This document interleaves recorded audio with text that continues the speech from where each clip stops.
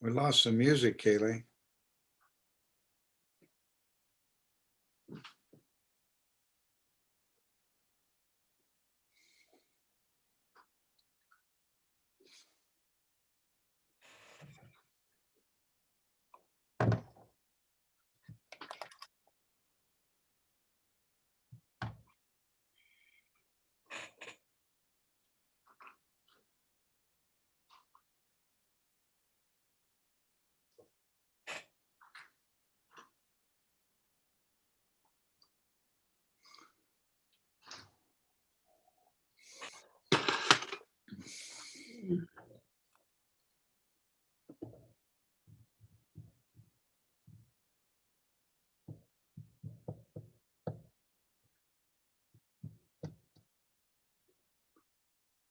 Kaylee, we lost the music.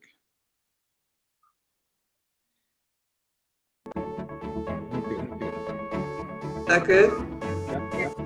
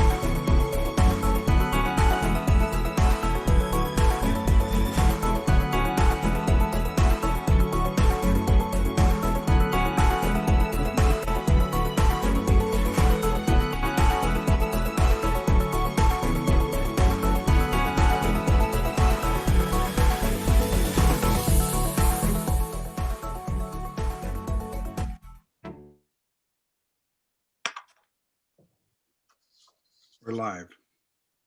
Good morning and good afternoon. Welcome, everybody. Thank you for joining us. In the past 2 days, the UPF has invited the experts in the fields of politics, diplomacy, business development, and the environmental science to discuss about the steps toward peace and reunification of the Korean Peninsula. However, we cannot talk honestly about goals and ambitions for peace on the Korean Peninsula without acknowledging the enormous preparations and intense anticipation for involving the Koreas in the conflict and possibly devastating war. Peacemakers must be clear-eyed about the very real military threats and fears that block the way to trust, goodwill, and honest discussion. Each of the Koreas is supported by highly capable standing armies of over 500,000 and reserved armies of millions more. And there is involvement of the world superpowers testing inflexible political positions and seeking to show dominance. And it even seems there is no willingness to exclude consideration of the use of nuclear weapons to resolve their issues. Therefore, there is a real danger of conflict far beyond the local or regional outcomes. This important session is therefore fortunate to have men with experience, training, and intelligence in how government with powerful militaries can seek out alternatives to devastative combat and preserve a road to peace. I'd like to invite our first speaker, James E. Fennell, is a well-recognized public speaker and commentator and widely published authority on US maritime strategy. He is the former Director of Intelligence and Information Operations for the US Pacific Fleet. He served the United States for nearly 30 years as a naval intelligence officer, specializing in Indo-Asia Pacific security affairs, with an emphasis on the Chinese Navy and its operations. Throughout his career, he served in a variety of afloat and ashore assignments across the Pacific region.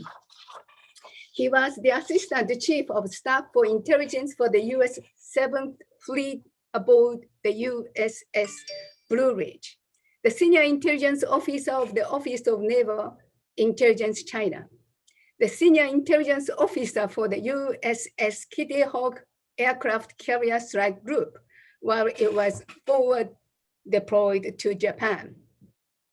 Captain James Fennell's academic credentials are just as impressive. He was a National Security Affairs Fellow at the Hoover Institution at Stanford University, where he studied Chinese national political and security affairs. He holds a BA in History and Political Science from San Diego State University, a MA in History from the University of Hawaii, a MA in Military Science as a distinguished graduate of the Air Command and Staff College.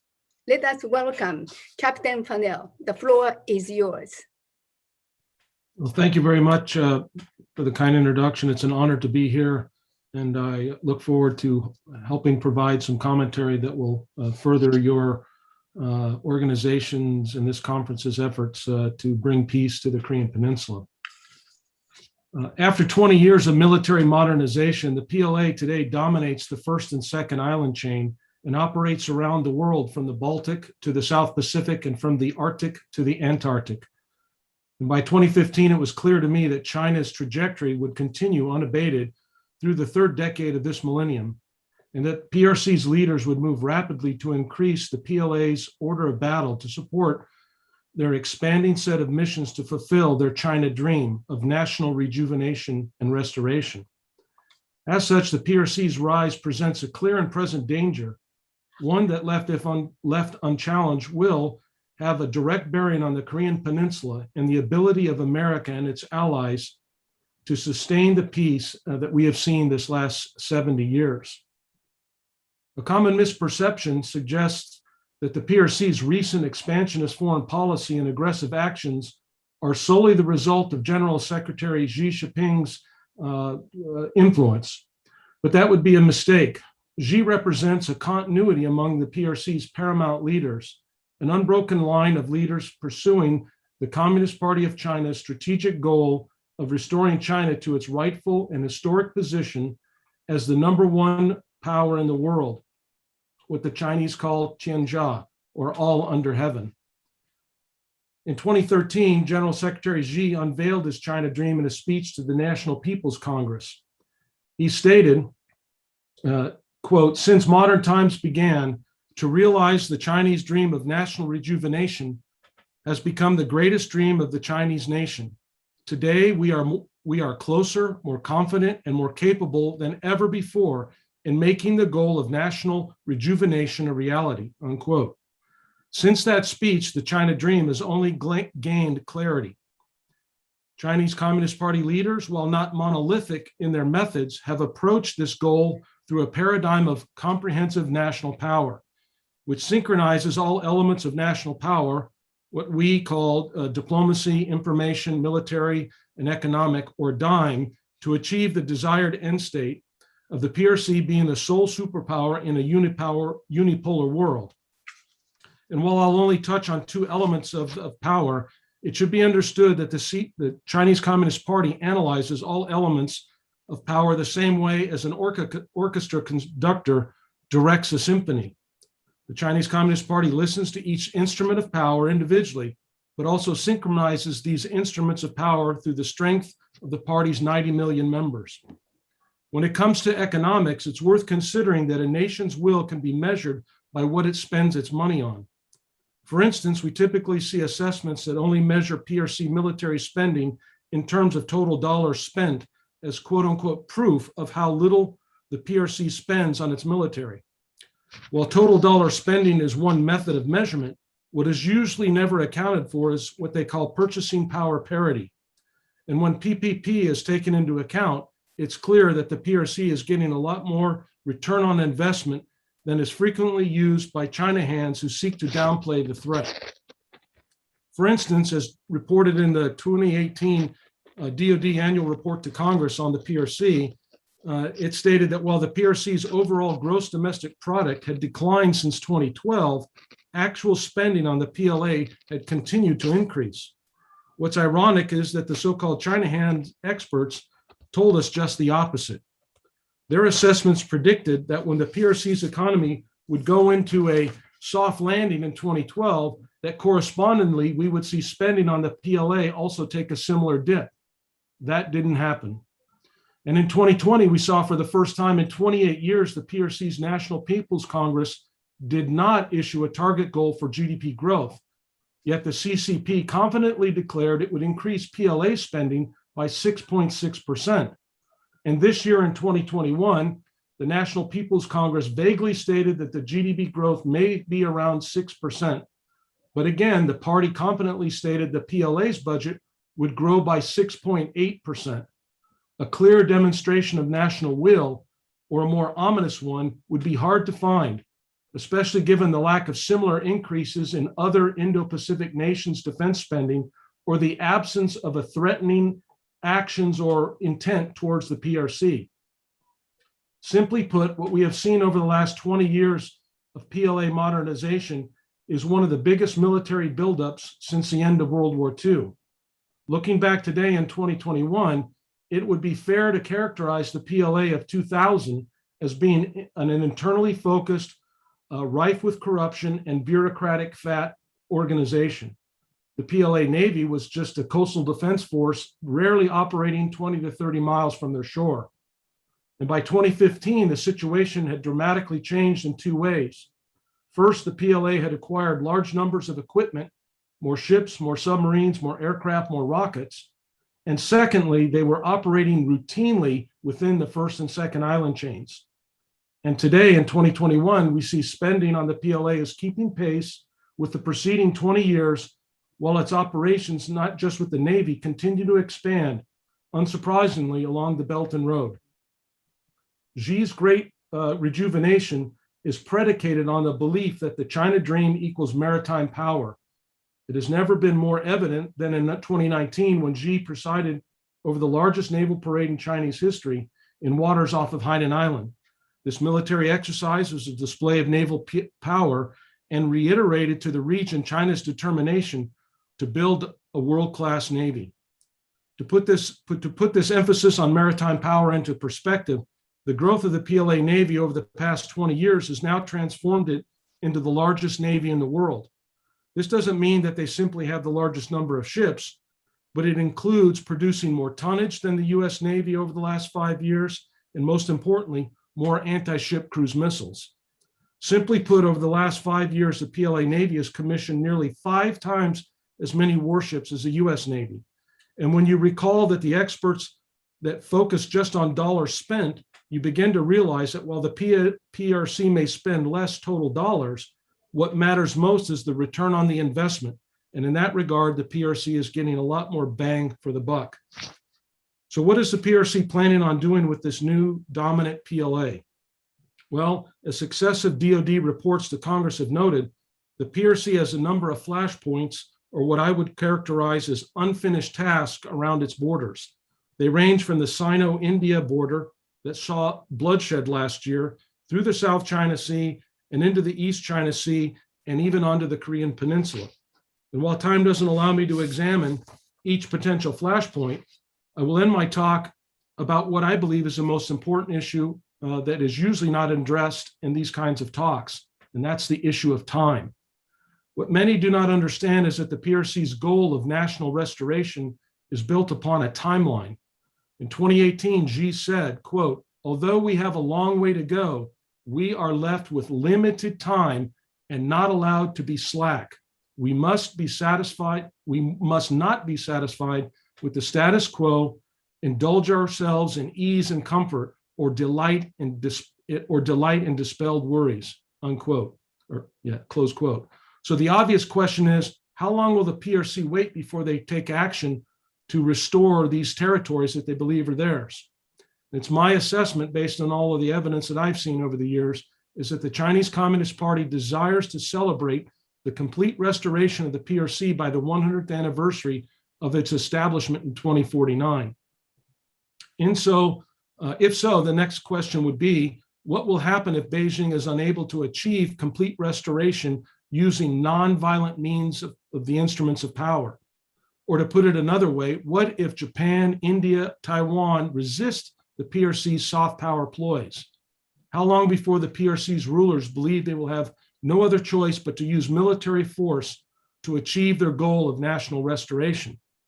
Well, since we know both Hu Jintao and Xi Jinping gave orders to the PLA to have the capability to take Taiwan by 2020, and that the use of force will likely not go on much past 2030, we are now in what I have called the decade of concern. Why this decade? Because it represents the best timeline for when the CCP, or the Chinese Communist Party, could use military force at the last possible moment and still be able to conduct a grand ceremony celebrating its national restoration in 2049. A similar template for calculating this timeline is the time between the Tiananmen Square massacre and the 2008 Olympics. China's leaders remember how the international community condemned Beijing's brutal slaughtering of its own citizens at Tiananmen Square in 1989. Yet just 19 years later, the world's leaders flocked to Beijing to attend the opening ceremony of the 2008 Olympic Games. Remember the scene? On August 8th, 2008, at the Bird's Nest Stadium in Beijing, there were tens of thousands of people in the seats watching one of the most impressive opening ceremonies in Olympic history. There at the top of the stadium, in a cool, air-conditioned skybox, were 9 members of the Politburo Standing Committee looking down over the masses of humanity. At the center of these 9 men was Hu Jintao, wearing a black Mao suit. Hu looked calm, cool, and collected. And what did he see in that mass of 80,000 humans sitting in 95-degree heat and 95% humidity? He saw the President of the United States, coat and tie off, with big sweat stains under his armpits. And that president later went on to say that the event was spectacular and successful. Given that logic, it seems likely that the Chinese Communist Party would use military force to physically restore their perceived territory would be around 2030. This then would allow for another 20 years of a cooling off period before Beijing would conduct a grand ceremony to memorialize the second 100, the 100th anniversary of the People's Republic. My message is clear. We are now in the decade of concern, and over the next 10 years, pressure will grow within the Chinese Communist Party to use military force to achieve the China dream of national restoration. As the decade goes on, the chorus for the use of force will grow each year and will crescendo in the late 2020s. And that could very well end in a violent seizure of Taiwan, the Senkakus, and any other area Beijing deems to be a core interest. The implications of the decade of concern for the peace and stability of the Korean Peninsula are immense and should be considered. Thank you. Thank you very much. Can you hear me? Yes, I can. Okay, thank you very much, Captain Farnell. Thank you for your comprehensive presentation. I would like to invite our second speaker, Grant Newsham is a senior fellow with the Center for Security Policy. He also is a research fellow at the Japan Forum for Strategic Studies, focusing on Asia-Pacific defense, political, and economic matters. Grant Newsham is a retired U.S. Marine colonel. He was the first U.S. Marine liaison officer to the Japan Ground Self-Defense Force. He also served as a reserve head of intelligence for Marine Forces Pacific. And also he was the U.S. Marine Attaché, U.S. Embassy Tokyo on 2 occasions. Let us welcome Colonel Newsham. The floor is yours. Okay, well, thanks very much. I'll just jump right in.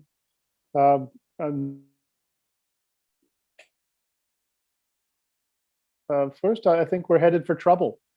The Chinese buildup has one intention, and that's to dominate Northeast Asia, the Asia Pacific, really to displace the United States, and ultimately, if necessary, to take Taiwan and to teach the Japanese a lesson.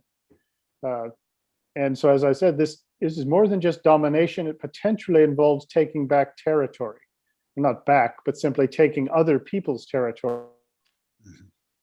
Chinese defense budget, which is part and parcel of what Captain Fennell mentioned as probably the biggest, fastest defense buildup in history. The Chinese defense budget is essentially unlimited. It will spend whatever it takes to defeat the United States. And once you have the United States out of the way, everything else is easy. It can print all the Chinese money it needs. For US dollars, it needs to get those. But that's the only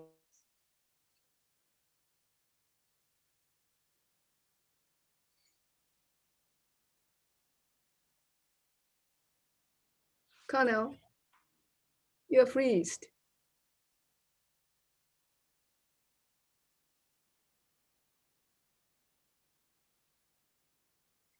Larry, is there frozen. Go ahead. Yep, good. Okay, do you know where okay, well, I was talking about China and the threat that it involves, and mentioned it has an unlimited defense budget. I think we miscalculate it in the wrong way. Chinese economic power is directly tied into military power. So you have to keep that in mind. The Belt and Road Initiative is a dual use operation designed to get political influence, economic power, but there is a definite military purpose to it. So the Chinese threat is the big problem in Northeast Asia and the rest of Asia. Now, looking across at Japan, there is a political awareness in Japan of the threats which they face from China, from North Korea, but you don't see this translate into a concrete willingness to do what is necessary to either defend Japan or to be a good ally to the United States.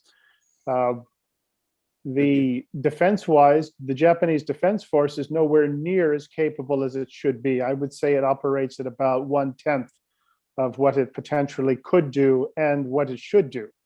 The Japanese military cannot do joint operations. It's not geared to actually fighting a war. It doesn't really have necessary war stocks, command and control, etc. The Japanese Defense Force is underfunded, probably by 50% at least, maybe 100%. It spends about 50 billion a year on defense. It should be spending about 100 billion a year. The Defense Force it misses its recruitment targets by 25% every year, and that tells you plenty. The Japanese Navy is pretty good in certain areas, but other than the Japanese Navy and the US Navy, they cannot operate together in any reasonable, effective way. So this is a problem. The American and the Japanese approach to defense and to taking on threats such as China and North Korea is essentially to wing it. It's an ad hoc approach. There is no standing joint headquarters operate. That is really hard to understand. Japan has effectively a pathologic dependence on the United States, which needs to be addressed. The relationship between the US and the Japanese needs to be bilateral, needs to be more equal and balanced. Now, as for South Korea, another key part of the equation. It is developing a more powerful military of sorts, but it is focused heavily on the peninsula.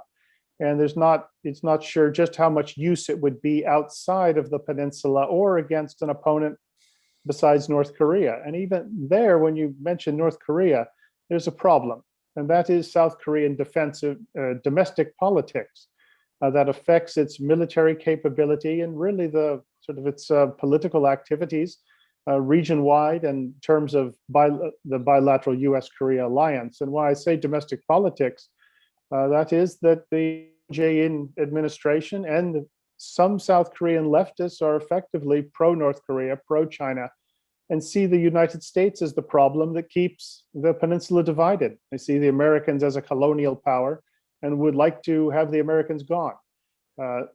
Fortunately, most Koreans don't agree with that. But we've seen what a small group of radicals can do to move a country where it doesn't want to go. Unfortunately, the US government has, I think, intentionally ignored South Korean politics and the effect that has on the situation. Taiwan, that's the key to a lot of things. If Taiwan comes under Chinese control, that Asia will turn red, or at least a really dark pink at that point. China would, at that point, be on stride the sea lanes through the South China Sea, which is would effectively cut off, potentially cut off trade, energy supplies to Japan, to South Korea, and also it would.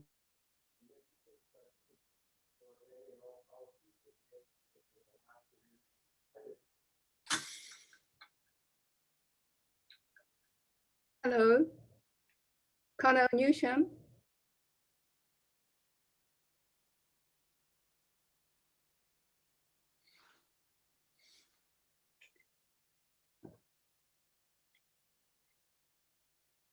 Okay, can you hear me now? Or Now we can hear you. okay, I'm sorry for that.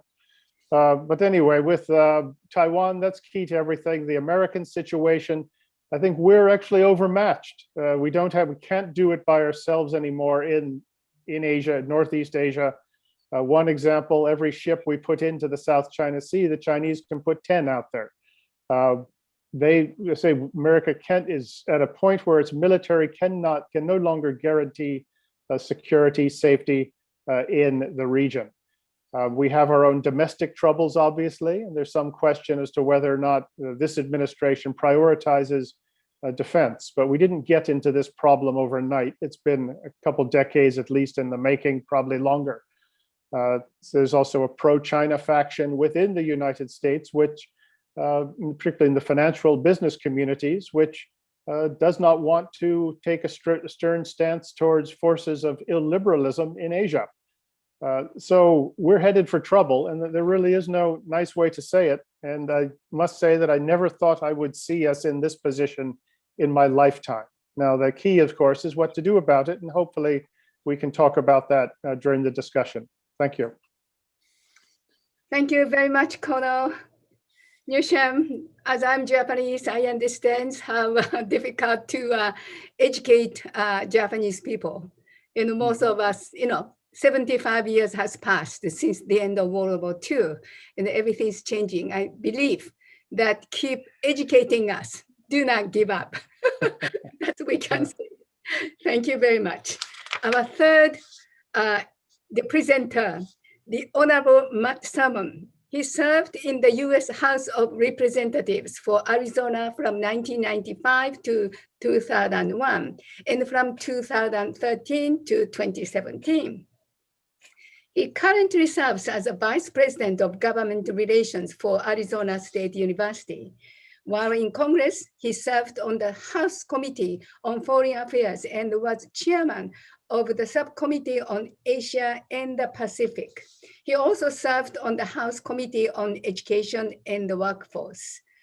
As the only member of Congress fluent in Mandarin, along with his position on the International Relations Committee, Congressman Salmon led US delegations multiple times to China.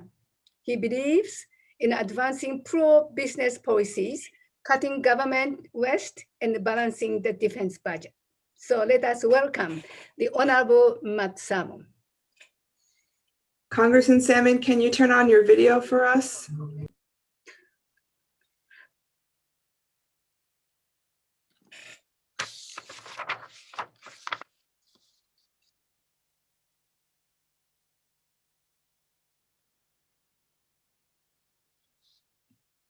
Okay,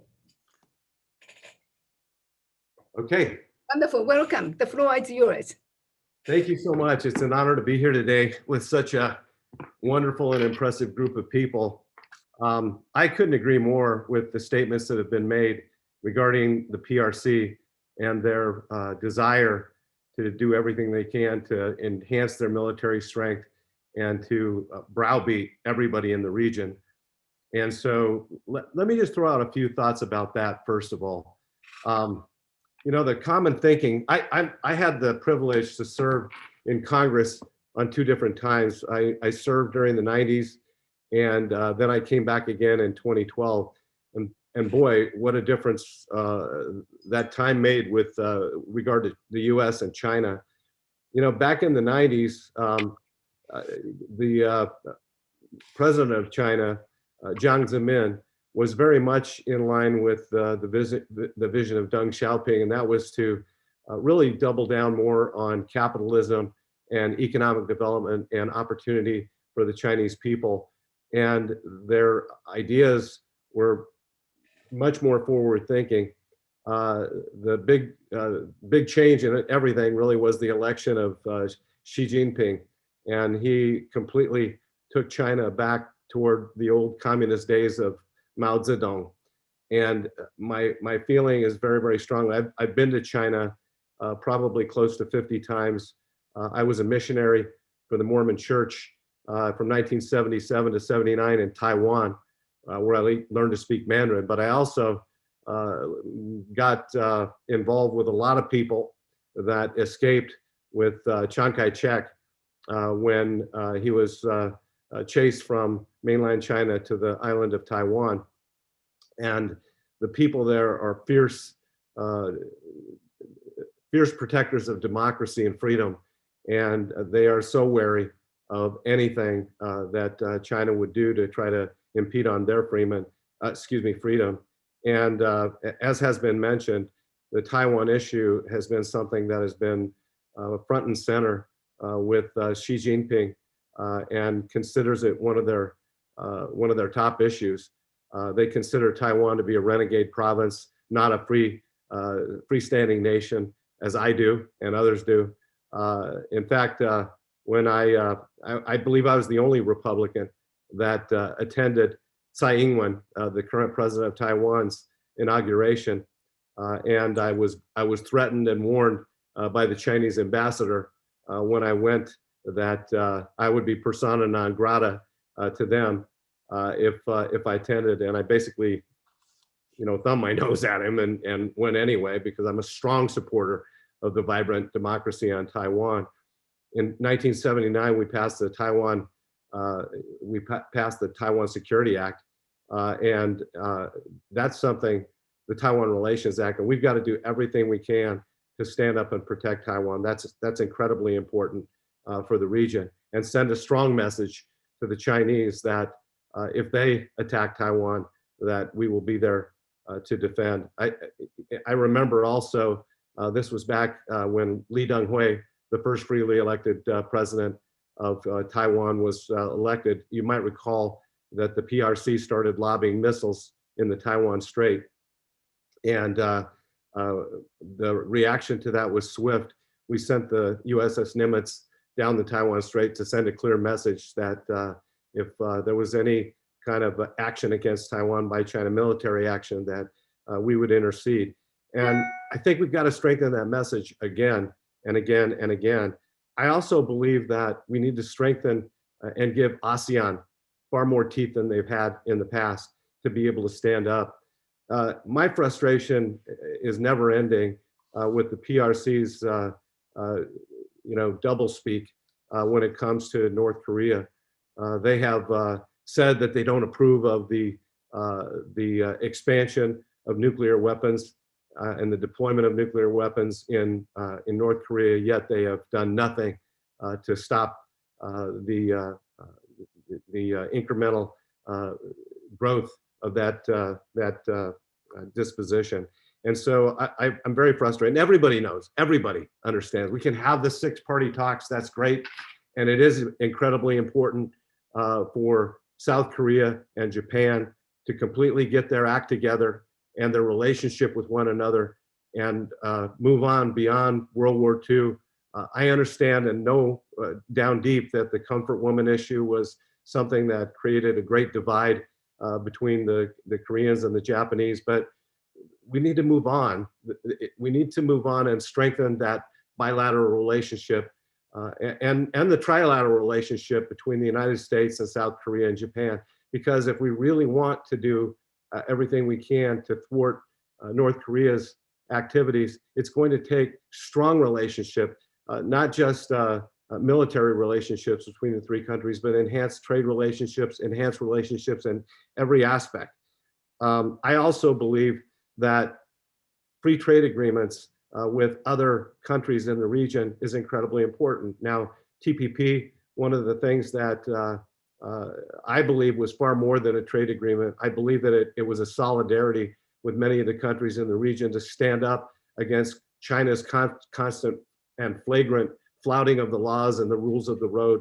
And I think that would have been incredibly important to do. But since it wasn't done, I think it's incredibly important that we redouble our efforts to go back to those nations. And even if it's one by one, strengthen our bilateral relationships with those countries, our trade relationships, our military relationships, everything. Also, I believe that we've got to have a strong review on our current trade policies with China. Our trade policies with China were born really during, well, it really goes back all the way to Nixon's opening of China back in 1972 with Henry Kissinger and the paving of the way to a successful bilateral relationship with China, culminating in the 90s when I was there, when we gave permanent normal trade relations with China. And at that time, with what was going on with China, that was the common school of thought with everybody. I remember having a conversation, a long conversation at the time with Henry Kissinger, and pretty much all school of thought was that we need to enhance our trade relationship with China. And there were many that advocated for China's entry into the WTO, in spite of the fact that human rights in China was not very good at the time. And China at the time was still stealing our trade secrets and our intellectual property. And I could go on and on and on. But there was a belief at that time that by enhancing our relationship with China and our trade relationship with China, that things would then move on in the right direction. And for a time, I think they did. But when Xi Jinping was elected and eventually declared himself the eternal ruler of China, things went in the wrong direction, and they have ever since. And so we have to completely, I think, go back and relook at all of our relationships with China, our trade relationships. Donald Trump spoke truth to power with China. He stood up to them.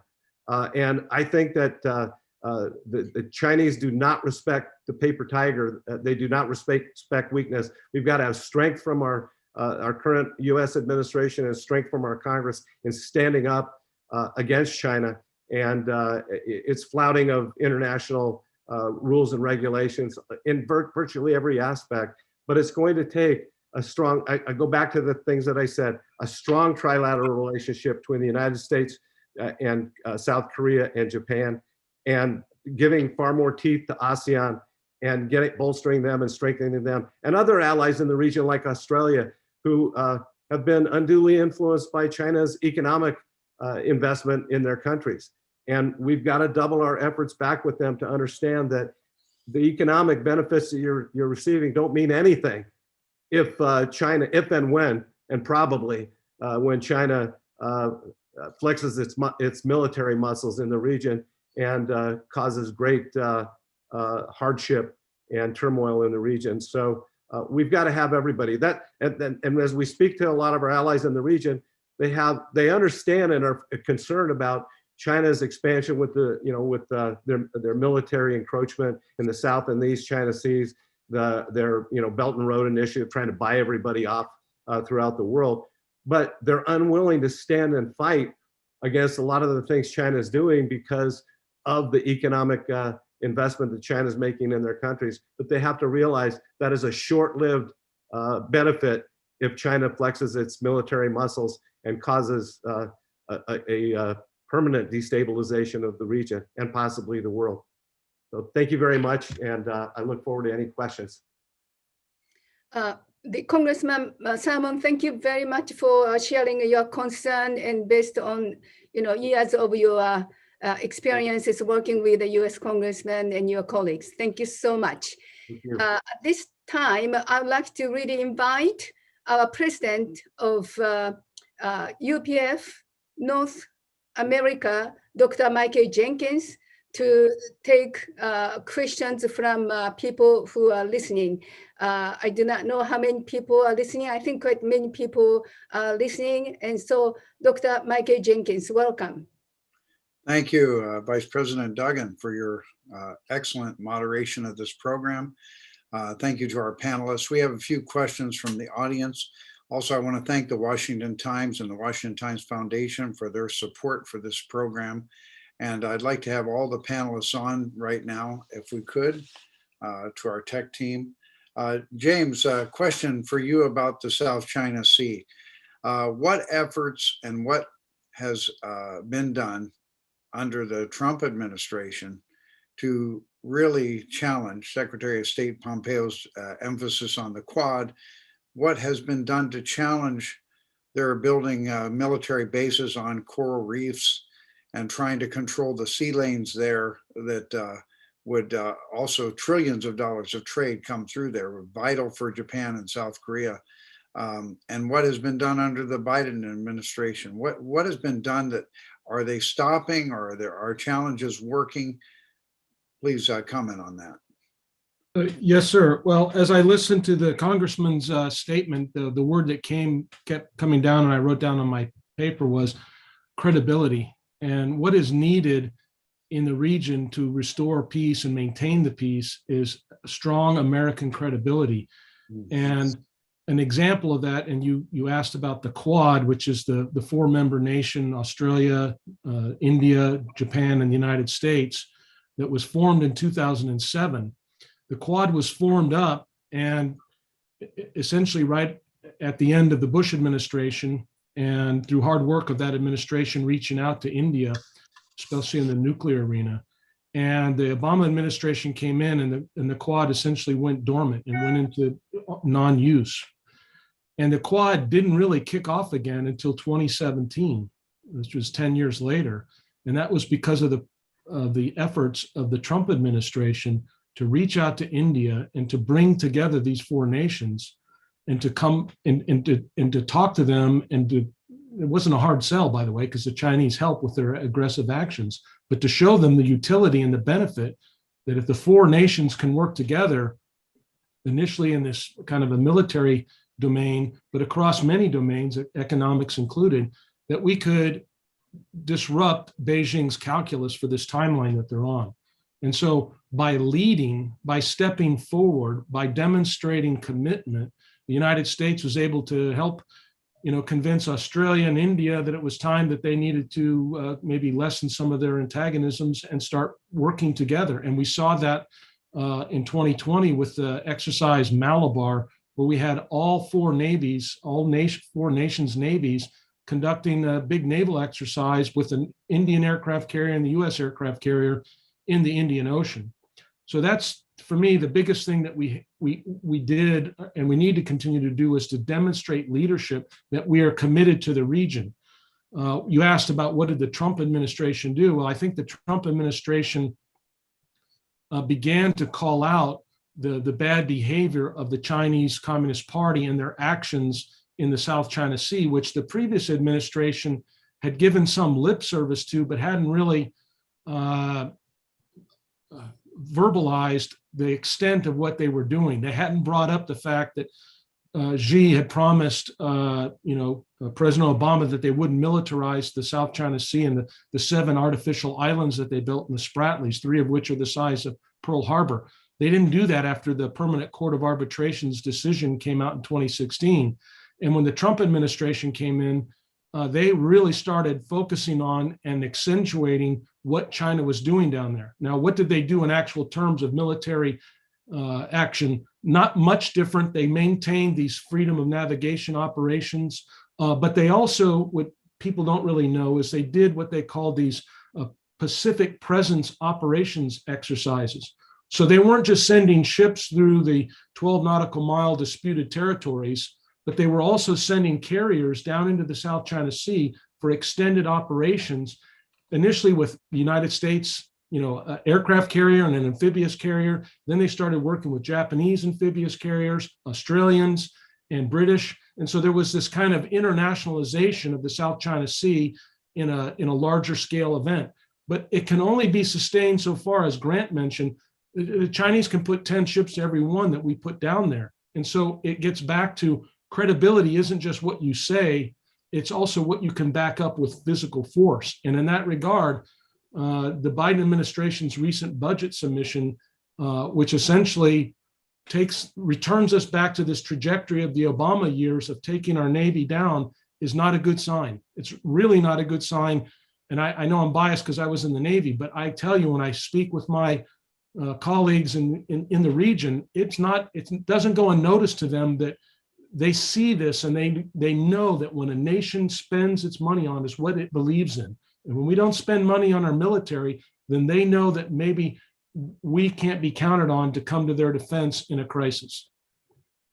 Grant, tell us about the threat of China to Taiwan and how possible is it? I know that they've been testing the Biden administration with military presence in the Straits there, flyovers, and also ship presence. What is the possibility that China will try to make a move? What would lead to that kind of thing? Now it's still unclear whether the Biden administration would really take it on to directly. I think that China is ideally wants to get it without fighting.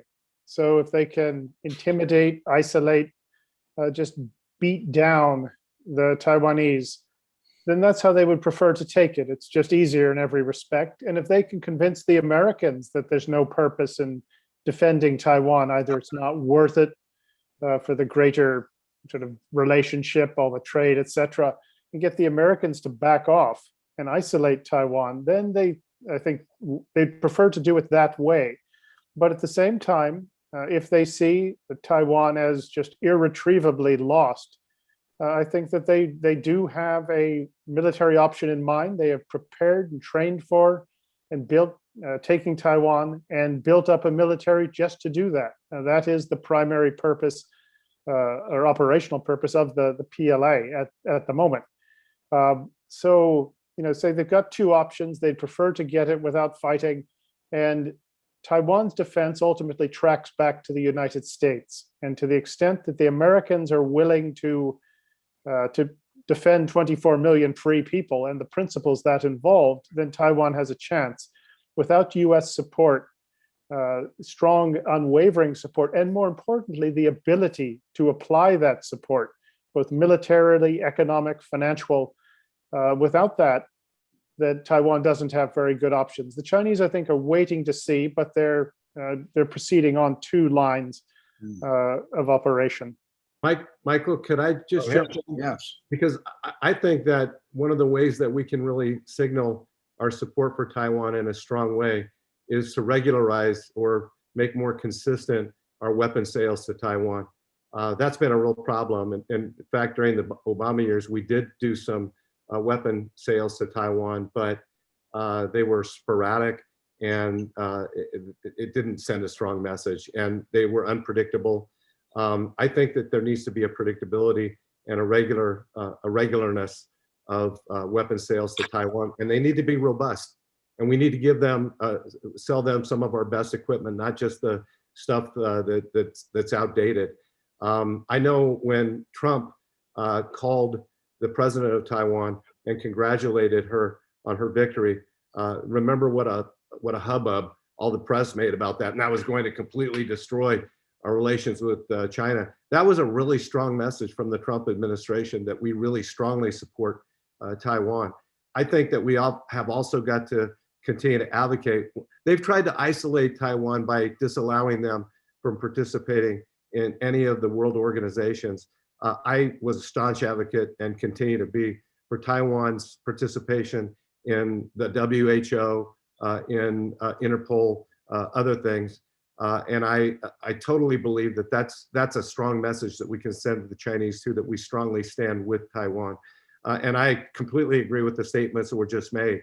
Taiwan is one of the largest investors in China's economy, and they don't necessarily want to kill the goose that lays the golden egg. So they'd rather get them in peaceable ways. But if they see us being lethargic in our support for Taiwan, that will embolden them. I think the things that I've outlined will show a position of strong commitment to Taiwan and strength in that bilateral relationship. From this point, I'd like to ask all the panelists to go ahead and comment freely on the following couple questions. And for all of you, who can help us understand how China moved from the strict communist regime to a more dangerous communist regime than ever with economic power? America collaborated with that. There was a philosophy in America prevailing that they'll grow out of communism with the wealth. And how strong do you see that development, and what are, comment on that whole development of wealth? How did that happen? You have to have millions of people that are willing to work 20 hours a day, and they're not held in chains to do that. How did the Chinese get that development going on, and how did they fund it? Was it mostly through the investments from America and the tricks that were done on Wall Street to buy US companies so they could get on the stock market without being reported as Chinese companies? Anybody want to comment? Chinese economic development, how did it really occur? So I just like to comment. I think that when we saw them not adhering to the promises that they made when we agreed in the 90s to permanent normal trade relations and their entry into the WTO, and we saw that on virtually every front, that they weren't cooperating on IP theft, that they weren't cooperating on enhanced human rights in China, that they weren't doing anything to whittle down the humongous trade deficit between the United States and China, which at times got close to $500 billion.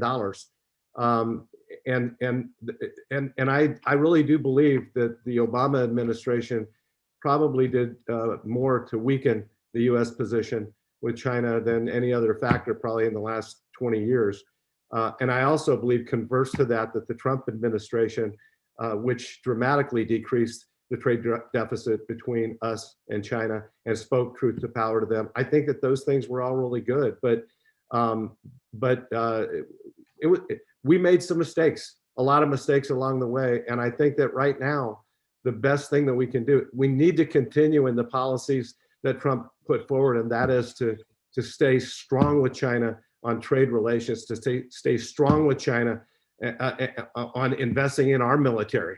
And get back to the idea that Ronald Reagan advocated when we were in the Cold War with Russia, and that's peace through strength. We've got to completely do the same thing again today, and to do everything we can to rally the troops in the region to make sure that we have strong alliances that will stand up to China and push them back.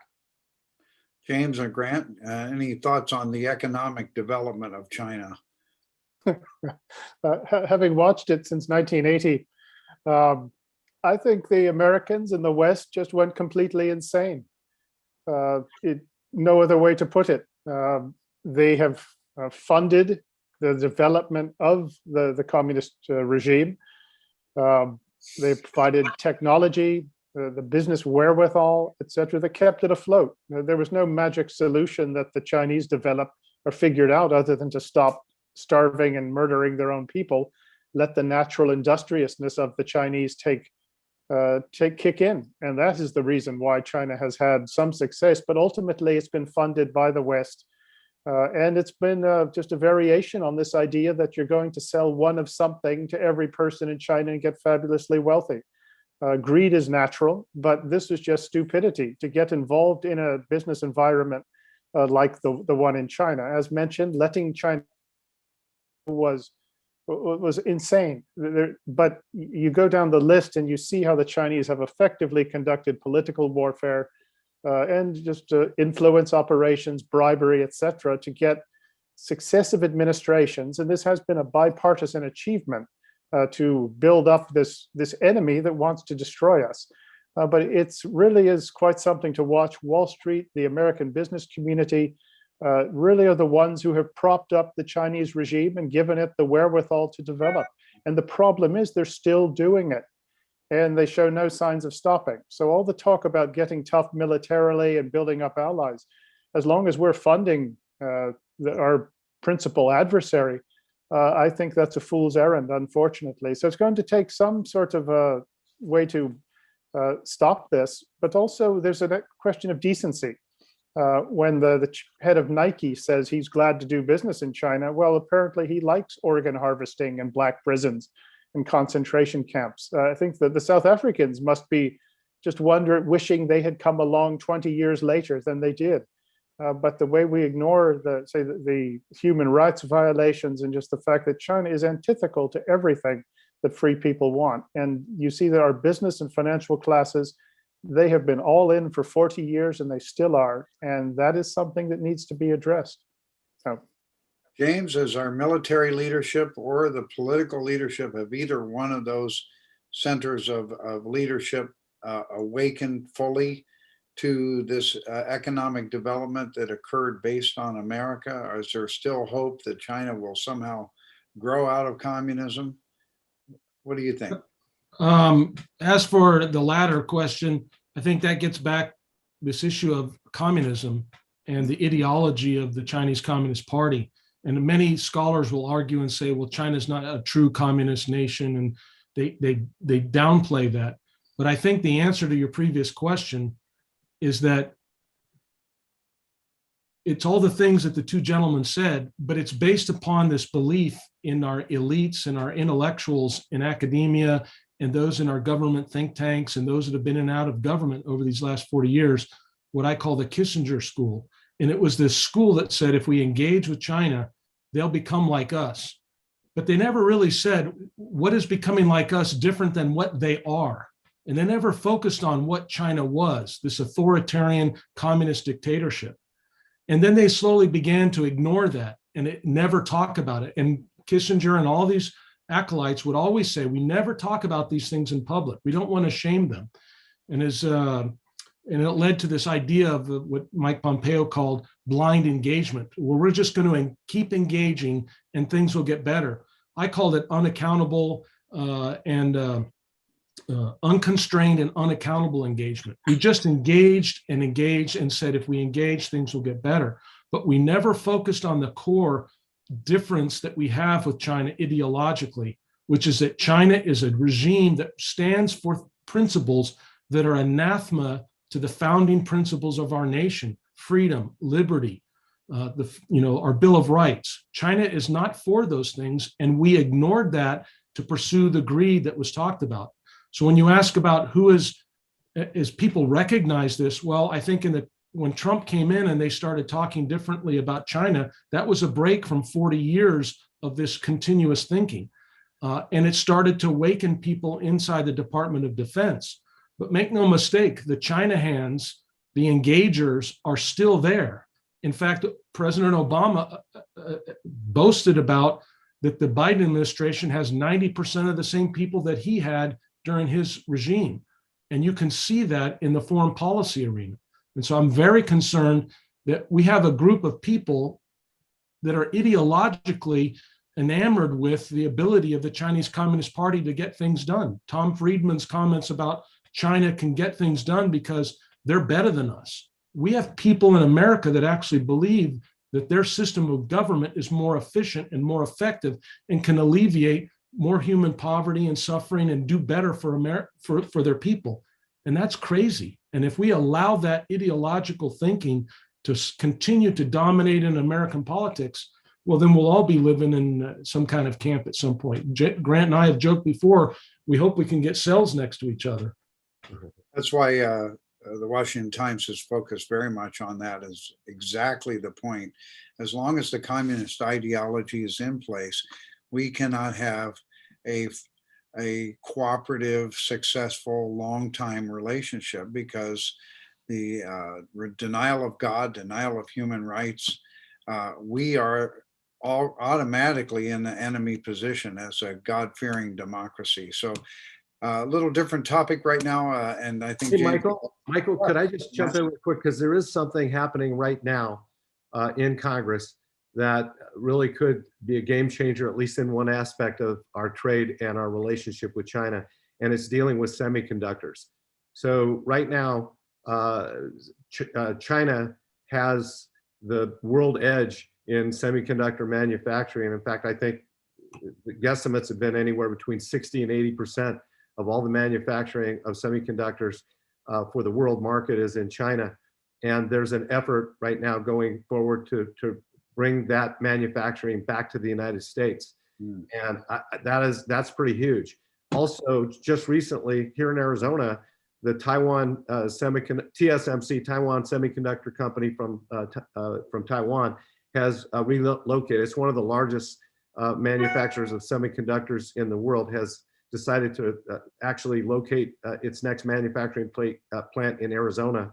But I think that's an area, I mean, when you think about semiconductors, it goes across every market in the United States, whether it's automobiles or televisions or you name it. They're all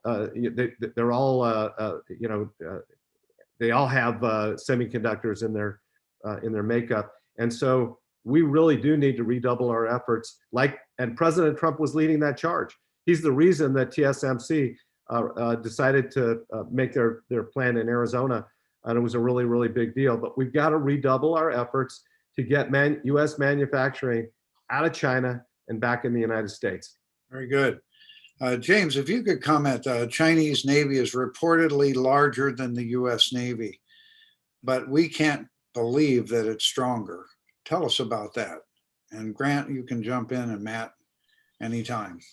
Matt, I know you reviewed our forces in your travels also many times, so.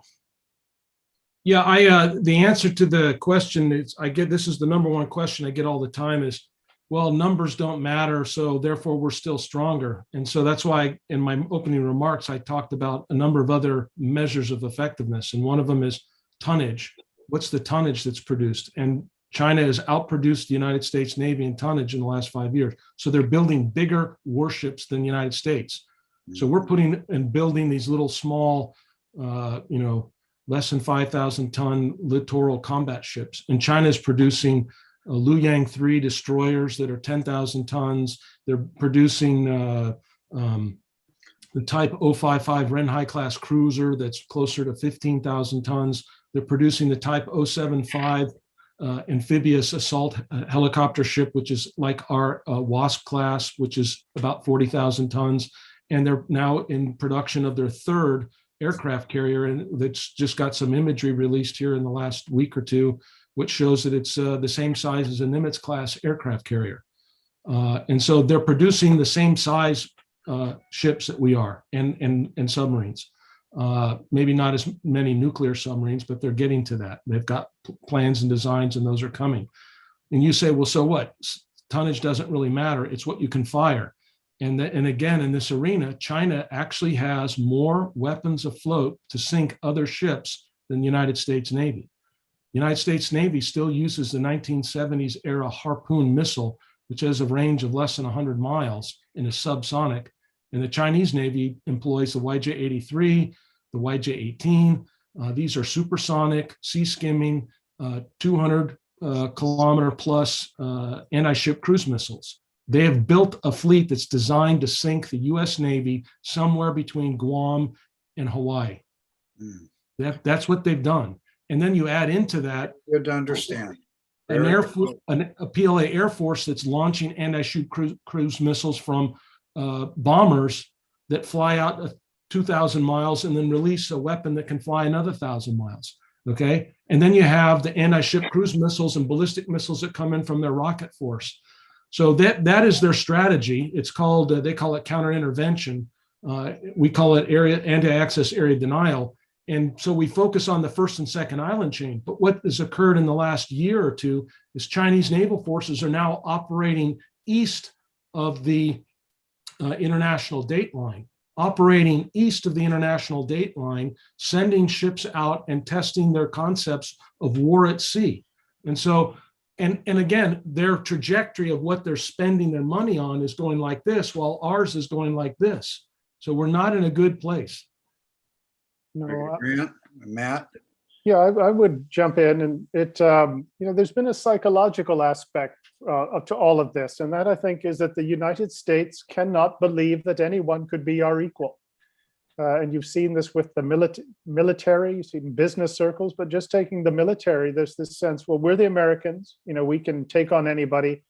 And we allowed the Chinese to catch up. We even encouraged them. And now I think they have overtaken us in certain areas. They would give us more than a match in certain locations. So just from a Marine Corps perspective, just one example of this is that historically for the last 60 years, it's been these Marine amphibious units that have gone around the region, showing the flag, doing operations, etc. And they've been the only show in town. We have one such unit.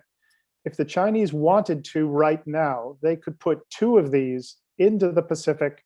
And if they put their mind to it, they could probably have 6 within about 10 years. So you're going to have a Chinese presence which not only matches ours, but is in more places more often than ours. And there's a psychological aspect to this. And when you used to tell this to the Marines that, look, Very important. well, they're not smart enough to figure it out. So here we are, but that's where we are. But now the thing is, what do we do? And I think the game's not over, but we've certainly, it's baseball terms, maybe bottom of the 7th, and we're down by about 5. So there. So President Trump really addressed that and started turning it around. And now, Matt, how are your colleagues doing on the Hill now with funding the U.S. Navy and all this? It's not good. It's not good, Michael. The Biden administration is just not all that committed to a strong military, and that is a problem. But in addition to the absolute necessity of us doubling down, and just as the previous couple of speakers have mentioned, doubling down and making sure that we have competitive technologies, so that not even competitive, superior technologies, so that we don't have to worry about being outmatched in any given scenario. We also have to double down on our insistence with our allies in the region that they also need to enhance their military capabilities. And I'll go back again. I think that that's also very, very important too. Japan, South Korea, and again, I'll go back to Taiwan. Taiwan is doing a pretty good job investing in its military, but I'll go back to what I said before. I think we need to regularize and enhance our weapon sales to Taiwan. For everybody, what are the weaknesses that you see with China? What are their vulnerabilities in terms of general terms? And what is their kryptonite? What is something that could cause things to unravel? Michael, I know that this is more of a secular program, but I have to inject something I believe very deeply. Their biggest kryptonite, their biggest weakness is they're a godless society. And I believe that the more we in the United States turn our hearts and our minds to God, I think that's incredibly important too. They are a godless society. They've taken God almost completely out of their society. And I think that that's one of our assets, and we've got to really focus on that. Certainly one key vulnerability that I see is the Chinese currency. It's not convertible. Jefferson Davis had in the Confederate States of America. If he wanted to buy something overseas, he needed convertible money. It's that access to the US dollar, the yen, the euro. That is their vulnerability. And if you can squeeze that, then the Communist Party is going to be in a difficult spot. but we keep funding it to the tune of $200 to $300 billion a year, and that is insane. But that is a principal vulnerability. Also, keep in mind that want green cards. Nobody's lining up to get into China. And America needs to be able to sell itself. And it's amazing that just how inept we are at political warfare, at propaganda in the original good meaning of the word. So those are two areas where I see extreme vulnerability. But we have not capitalized on them, unfortunately. But there's a good card to play if we ever decide to. James? Yeah, I would just tag on to the grants piece, and I agree with what the congressman said as well. This issue of political warfare, information warfare, and credibility. And the Chinese Communist Party has based their rule upon this, this promise that they've made to the people that they would improve their lives and make them better off. And they kind of bluster and talk about how powerful they are. And in like 2005, they passed the anti-secession law that had a series of points that said, if these things happen, we're going to launch an invasion in Taiwan. If the United States ever puts a military aircraft in Taiwan, that's it. That was a red line. Well, guess what happened a couple of weeks ago? The C-17 landed in Taipei with 3 of our congressmen persons on board, and the war didn't start. They've said a lot of things. And so calling their bluff, which some people would say would be risky and dangerous and risk thermonuclear war, which is typically what we get from the Washington crowd, that if we do anything like this, but the benefits of demonstrating that the Chinese are sometimes blustering and talking and won't follow through because they're risk adverse is something that's very important for us to build up our credibility that Grant was mentioning. Very good. They're also very, very greedy. And I think that we need, again, I go back to some of the things I said before, we need to do some trade agreements with other allies in the region to build up an alliance, an economic alliance against China. And I think that will go a long way. Also, I'll go back to what I said before. We've got to go back and look at our trade policies with China again. The decisions that we made back early in the 90s, they were based on then. It's very, very different now. And I think Trump got a lot tougher with China on an economic point of view, on their dumping, on dealing with some of the trade barriers that they put up to us that they've never weakened in any way. And I think we have to go back and we have to assess again all of our trade policies with China, because they were born out of a time when we believed China was going to be very different. And they've gone completely the opposite way. So we got to go back and reassess those again. I want to come back to what you said earlier. Go ahead, James. Yeah. Just one point on that. I agree with that. We also have to clean up our own house. And one of the things the Trump administration made an effort for was this thing called the Thrift Savings Plan. And all of us that served in the military and are in the federal government, we put money into a savings program called TSP. And it was about $40 billion, I think. And the guy that ran TSP, Mr. Larry Fink, he did not want to stop that money from being listed in the U.S. Chinese corporations being included in our stock portfolios. We're basically saying retirees, retired military officers and petty officers would be putting their money into their savings, into their life savings that would go into a Chinese company that would then be used to build missiles and bombs to kill our fellow servicemen. And we had people in the US government that oppose that. We got to stop that. Back to Matt's point about faith and the God affirming democracy versus the God denying communist regime. In other words, we do not have an anti-Chinese agenda against the people at all. It's the ideology. The ideology automatically denies human rights when you deny there's any God to give the rights that we cherish. And Tom McDivitt of the Washington Times just wrote in based on that, can we reassert America's core values, especially faith and freedom and our fundamental principles of equality can we do that with our allies to build a coalition based on our core values in more secular terms, so that we can deal with the ideology? People have forgotten the ideology even exists. And even in the highest realms or highest leadership, many times people don't think that's a factor, but it is. It really is. And I think that we need to think about that. What are your comments on that? Can we build strength with our allies and those core values? You know what? There's not a better mechanism for doing that than UPF. I really believe that we have an opportunity to speak again truth to power. And look, I'm a strong believer that the reasons that America has prevailed in the past and freedom has prevailed in the past is because God blessed it. And I truly do believe that the more we intermix, more leaders, not just religious leaders, but our elected leaders too, stand up and articulate, not just for America, but the whole world, or anybody who's listening, that, you know, our strength is in our relationship with our God. And as long as that relationship is strong and we're turning our hearts to Him, then He's going to bless this nation, and He's going to bless those nations that recognize Him.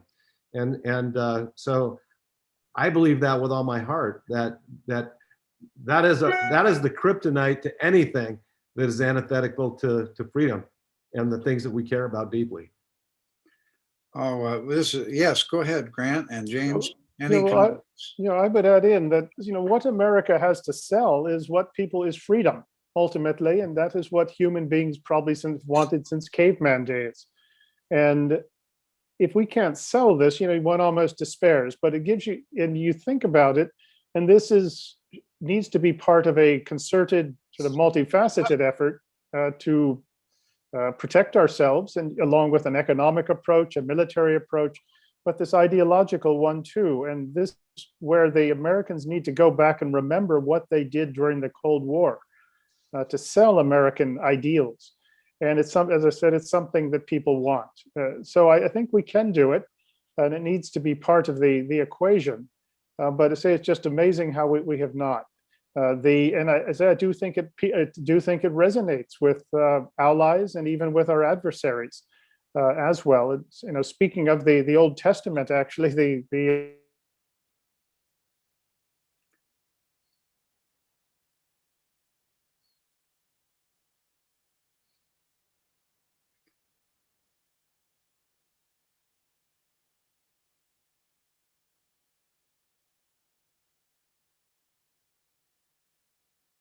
All right, James.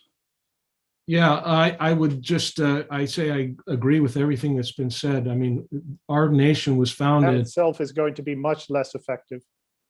Thank you, Grant. James. Yeah, I agree with the characterizations of the founding of our nation, and they're endemic to the documents and the principles that we've laid down our lives for 240 plus years. Right. And it's the reason why thousands of people are streaming across the border today. It's still, even today, even despite all the divisive rhetoric that I see from here in Europe of back home, with what's going on with critical race theory and Antifa and all this divisiveness, we have to, if we fail to stand on the foundation and the principles that we have that formed our nation, we can't expect to build up and have our allies continue to work with us. They believe in us not because we're rich, or we're no more rich than many of them today. There's a lot of equity in terms of the wealth that's around the world. And so what they really like is what Grant mentioned in the congressman. They like the idea of liberty and freedom, to pursue happiness as they perceive it, and not to have it dictated to them by a monarch, an oligarchy, or a communist party, or a single party if it would have won in the United States. And so we have to get back to those roots. And I'm really worried about that right now. Well, we really thank our panelists. This has been a tremendous session. We'll be inviting you back. Do want to make an announcement that Congressman Matt Salmon's running for governor of Arizona in 2022. He's been widely endorsed, and we really think the world of him. And if you're in Arizona, Matt's running, and we see we got a great patriot and a God-fearing man who also is willing to put his life on the line and go meet be there for the inauguration of the president of Taiwan. I think it's great courage to do that. Everybody, you have just 30 seconds to make your final comments, and we'll turn it over to Vice President Duggan, starting with James. Well, again, I just thank you for the invitation. I'm honored to speak with all of you. I think we do have a faith that drives us, and I think that the more that we follow that and speak out and stand up and take courage in knowledge of what we believe in, the more people will rally around that, and we can take our country back, and then we can export that peace and stability to the region like we have for the last 70, 80 years. Thank you. Grant? Final Well, comment? yeah, well, America, we've been in tough spots before. And, I'd like to think that we'll get out of this one too. And I would suggest, I do recommend reading the story of Nehemiah, rebuilding the walls of Jerusalem. It's a very good one. And it does give you courage if you read it. Very good. Matt? I can't do any better than President Ronald Reagan. Freedom is never more than one generation away from extinction. We didn't pass it up to our children in the bloodstream. It must be fought for. And it must be fought for, protected, and handed on for them to do the same. Or one day we'll spend our sunset years telling our children and our children's children what it was once like in the United States where men were free. I think we've got to do everything we can to stand up for that freedom right now. Thank you. We really thank you, and we really honor you for helping our nation go the right direction. Thank you. Vice President Duggan, please take us to the closing. Thank you very much. Yes, thank you so much, Dr. Jenkins. Thank you very much for all presenters. As you know, the founder of the UPF, co-founder of the UPF, Universal Peace Federation, which is part of non-governmental organization of the UN. We are really promoting a track to diplomacy to bring a peace. Especially our founder is coming from north side, right now, north side of Korea, hoping peace, bring peace and the reunification of the Korean Peninsula. Every one of presenters who presented vast knowledge and warning, and we learned a lot. Thank you very much once again. And thank you for audience for coming in and joining us. Thank you all. We hope to see you soon. Thank you. Thank you so much. God bless America.